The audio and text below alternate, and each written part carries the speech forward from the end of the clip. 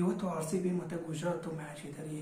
ಇವತ್ತಿನ ಮ್ಯಾಚ್ನಲ್ಲಿ ವಿರಾಟ್ ಕೊಹ್ಲಿದು ಒಂದು ಸೆಂಚುರಿ ಬಂದರೆ ತುಂಬ ಚೆನ್ನಾಗಿರುತ್ತೆ. ಯಾಕೆ ಅಂದರೆ ಆಲ್ರೆಡಿ 6 ಮ್ಯಾಚ್ ಆಯಿತು, ಅದರಲ್ಲಿ 2 ಮ್ಯಾಚಲ್ಲಿ ಸೋತಿದ್ದೀವಿ, 4ರಲ್ಲಿ ಗೆದ್ದಿದ್ದೀವಿ.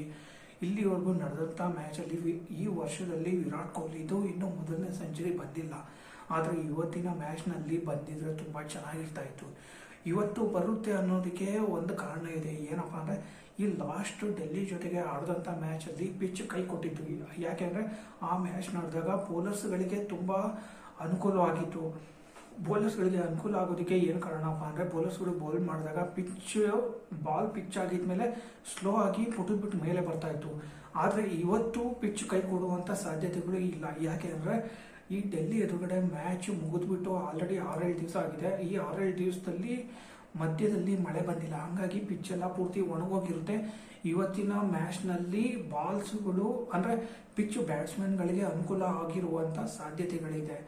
ಇನ್ನು ನಮ್ಮ ಟೀಮ್ನಲ್ಲಿರುವಂಥ ಪ್ಲೇಯರ್ಸ್ಗಳ ಫಾರ್ಮ್ ಬಗ್ಗೆ ಹೇಳಬೇಕಂದ್ರೆ ಫಸ್ಟ್ ಬರುವಂಥ ಫಿಲ್ ಸಾಲ್ಟು ರನ್ ಬರ್ತಾ ಇದೆ. ವಿರಾಟ್ ಕೊಹ್ಲಿದು ರನ್ಗಳು ಬರಬೇಕು.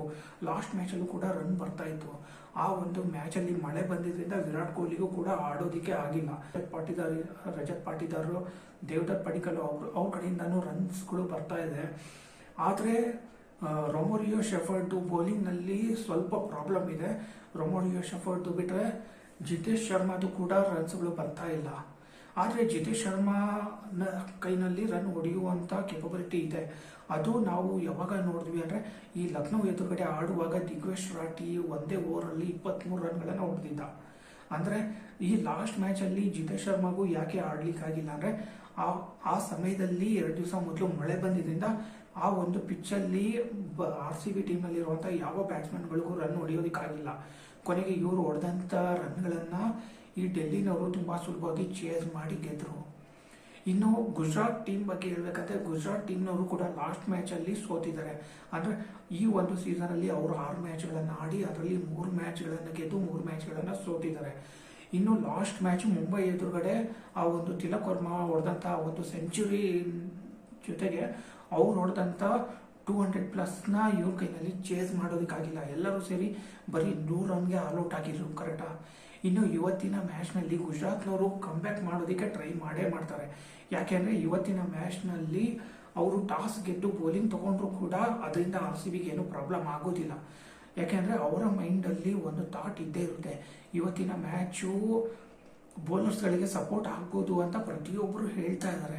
ಆದರೆ ನನ್ನ ಪ್ರಕಾರ ಹೇಳಬೇಕಂದ್ರೆ ಇವತ್ತು RCBದು ಅದು ಚಿನ್ನಸ್ವಾಮಿ ಸ್ಟೇಡಿಯಂ ಇದಲ್ವಾ, ಅದು ಬೌಲರ್ಸ್ಗಳಿಗೆ ಸಪೋರ್ಟ್ ಆಗೋ ಥರ ಕಾಣಿಸ್ತಾ ಇಲ್ಲ. ಇನ್ನೊಂದು ಏನಪ್ಪ ಅಂದರೆ RCBನವರು ಟಾಸ್ ಗೆದ್ದು ಫಸ್ಟ್ ಬ್ಯಾಟಿಂಗ್ ತೊಗೊಂಡ್ರು ಕೂಡ ಕಡಿಮೆಂದ್ರೂ 240-250 ತುಂಬ ಸುಲಭವಾಗಿ ಹೊಡಿತಾರೆ. ಇನ್ನು ಪೂರ್ತಿ ಟೀಮ್ ಬಗ್ಗೆ ಹೇಳಬೇಕಂದ್ರೆ ಅಷ್ಟು ಡೆಲ್ಲಿ ಎದುರುಗಡೆ ನಡೆದಂಥ ಮ್ಯಾಚಲ್ಲಿ ರೊಮೋರಿಯೋ ಶೆಫರ್ಡ್ಗೆ ಲಾಸ್ಟ್ ಓವರ್ ಬೌಲಿಂಗ್ ಕೊಟ್ಟು ತುಂಬ ದೊಡ್ಡ ತಪ್ಪು ಕೆಲಸ ಮಾಡಿದರು. ಆದರೆ ಇವತ್ತಿನ ಮ್ಯಾಚ್ನಲ್ಲಿ ಆದಷ್ಟು ರೊಮೋರಿಯೋ ಶೆಫರ್ಡ್ಗೆ ಬೌಲಿಂಗ್ ಕಡಿಮೆ ಕೊಟ್ಬಿಟ್ಟು ಅವರಿಗೆ ಬ್ಯಾಟಿಂಗ್ ಮೇಲೆ ಫೋಕಸ್ ಮಾಡೋದು ತುಂಬ ಒಳ್ಳೆಯದು. ಇನ್ನೊಂದು ಕಡೆ ಇವತ್ತಿನ ಟೀಮ್ನಲ್ಲಿ ಬೌಲರ್ಸ್ನಲ್ಲಿ ಸದ್ಯಕ್ಕೆ ಹಜಲ್ವುಡ್ ತುಂಬ ಚೆನ್ನಾಗಿ ಪರ್ಫಾರ್ಮ್ ಮಾಡ್ತಾ ಇದ್ದಾರೆ. ಸುಯೇಶ್ ಶರ್ಮಾ ಕಡೆಯಿಂದನೂ ಕೂಡ ಬಾಲ್ಸ್ಗಳು ತುಂಬ ಚೆನ್ನಾಗಿ ಬರ್ತಾ ಇದೆ. ಸದ್ಯಕ್ಕೆ ಇವಾಗ RCBನಲ್ಲಿ ಟಾಪ್ ಬೌಲರ್ಸ್ ಯಾರು ಅಂದರೆ ಭುವನೇಶ್ವರ್ ಕುಮಾರ್. ಆತ ಪ್ರತಿಯೊಂದು ಮ್ಯಾಚ್ನಲ್ಲೂ 2-3 ವಿಕೆಟ್ ತೊಗೊಳ್ತಾ ಇರ್ತಾನೆ. ಅಂದರೆ RCBಗೆ ಒಂದು ಒಳ್ಳೆ ಬ್ರೇಕ್ ಥ್ರೂ ಕೊಡ್ತಾನೆ ಇದ್ದಾನೆ. ಈ 3 ಜನ ಬೌಲರ್ಸ್ಗಳ ಜೊತೆಗೆ ಜಾಕೋಬ್ ಡಫಿ ಒಬ್ಬ ಒಳಗಡೆ ಬಂದರೆ ತುಂಬ ಚೆನ್ನಾಗಿರುತ್ತೆ. ಜಾಕೋಬ್ ಡಫಿ ಜೊತೆಗೆ ವೆಂಕಟೇಶ್ ಅಯ್ಯರ್ ಒಳಗಡೆ ಬಂದರೂ ಕೂಡ ತುಂಬ ಚೆನ್ನಾಗಿರುತ್ತೆ. ಯಾಕೆ ಅಂದರೆ ವೆಂಕಟೇಶ್ ಅಯ್ಯರ್ ಆಲ್ರೌಂಡರ್ ಆಗಿರೋದ್ರಿಂದ ಈ ಡೆತ್ ಓವರ್ ಮೂಮೆಂಟಲ್ಲಿ ಆತ ಬ್ಯಾಟಿಂಗ್ ಕೂಡ ಮಾಡ್ತಾನೆ, ಬೌಲಿಂಗ್ ಕೂಡ ಮಾಡ್ತಾನೆ. ನೋಡೋಣ ಇವತ್ತಿನ ಮ್ಯಾಚ್ನಲ್ಲಿ ನನ್ನ ಎಕ್ಸ್ಪೆಕ್ಟೇಷನ್ ಏನಪ್ಪ ಅಂದರೆ ವಿರಾಟ್ ಕೊಹ್ಲಿದು ಒಂದು ಸೆಂಚುರಿ ಬಂದಿದ್ರೆ ತುಂಬ ಚೆನ್ನಾಗಿರೋದು. ಯಾಕೆಂದರೆ ಈ ನಿನ್ನೆ ಮ್ಯಾಚಲ್ಲಿ ಸಂಜು ಸ್ಯಾಮ್ಸನ್ದು ಕೂಡ ಫಾರ್ಮ್ ಕಮ್ಬ್ಯಾಕ್ ಬಂದಿದೆ, ಆತನು ಕೂಡ ಸೆಂಚುರಿ ಹೊಡೆದಿದ್ದಾನೆ. ಈ ಬೇರೆ ಟೀಮ್ನಲ್ಲಿರುವಂಥ ಹಳೆ ಪ್ಲೇಯರ್ಸ್ಗಳು ಹೊಡಿತಾ ಇದ್ದಾರೆ ಅಂತ ಹೇಳಿದರೆ ನಮ್ಮ ಟೀಮ್ನಲ್ಲಿರುವಂಥ ಅದು ವಿರಾಟ್ ಕೊಹ್ಲಿ ಕಡೆಯಿಂದ ರನ್ಗಳು ಬಂದರೆ ನಾವು ಒಂಥರ ಸಂತೋಷದಿಂದ ಹೇಳ್ಕೋಬೋದು, ನಮ್ಮ ವಿರಾಟ್ ಕೊಹ್ಲಿ ಕಡೆಯಿಂದ ರನ್ಗಳು ಬಂದಿದೆ ಅಂತೇಳಿ. ಈಗ ಹೇಳಿ ನೋಡೋಣ, ಯಾರ್ಯಾರು ವಿರಾಟ್ ಕೊಹ್ಲಿದು ಫಾರ್ಮ್ ವಾಪಸ್ ಬರಲಿ ಅಂತ ಕಾಯ್ತಾ ಇದ್ದೀರಾ ಅಂತೇಳಿ.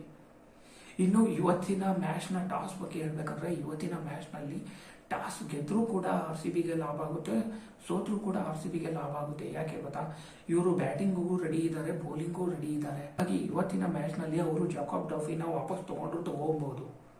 ಇನ್ನೊಂದೇನಪ್ಪ ಅಂದರೆ ಇವತ್ತಿನ ಮ್ಯಾಚ್ನಲ್ಲಿ RCB ಗೆಲ್ಲುವಂಥ 99% ಚಾನ್ಸ್ ಇದೆ. ನೋಡೋಣ ಇವತ್ತಿನ ಮ್ಯಾಚ್ದು ರಿಸಲ್ಟ್ ಯಾವ ಥರ ಬರುತ್ತೆ ಅಂತೇಳಿ. ಇವತ್ತು ನಾನು ಏನು ಎಕ್ಸ್ಪೆಕ್ಟ್ ಮಾಡ್ತಾ ಇದ್ದೀನಿ ಅಂದರೆ ಇವತ್ತು ಮ್ಯಾಚಲ್ಲಿ ಸಸ್ಪೆನ್ಸ್ ಥ್ರಿಲ್ಲರ್ ಏನು ಬೇಡ ರೀ, ಒನ್ ಸೈಡ್ ಮ್ಯಾಚ್ ಆಗಿ RCB ಗೆದ್ರೆ ಸಾಕು. ಕರೆಕ್ಟಾ? ನಮಗೆ ಆದಷ್ಟು ಬೇಗ 2 ಪಾಯಿಂಟ್ಗಳು ಬೇಕು. ಯಾಕೆಂದರೆ 4-5 ಟೀಮ್ಗಳು ಟಾಪ್ 4 ಪೋಸ್ಟ್ಗೆ ಆಲ್ರೆಡಿ ಅವರು ರೇಸ್ನ ಸ್ಟಾರ್ಟ್ ಮಾಡಿಬಿಟ್ಟಿದ್ದಾರೆ. ಹಾಗಾಗಿ ಇವತ್ತಿನ ಮ್ಯಾಚು ಗೆಲ್ಲೋದು RCBಗೆ ತುಂಬ ಇಂಪಾರ್ಟೆಂಟು. ನೋಡೋಣ ಇನ್ನು ಇವತ್ತಿನ ಮ್ಯಾಚ್ನಲ್ಲಿ RCB ಅದು ಯಾವ ಥರ ಪರ್ಫಾರ್ಮ್ ಮಾಡ್ತಾರೆ ಅಂತ ಇವತ್ತು ಮ್ಯಾಚ್ ಮುಗಿದ ಮೇಲೇ ಗೊತ್ತಾಗೋದು.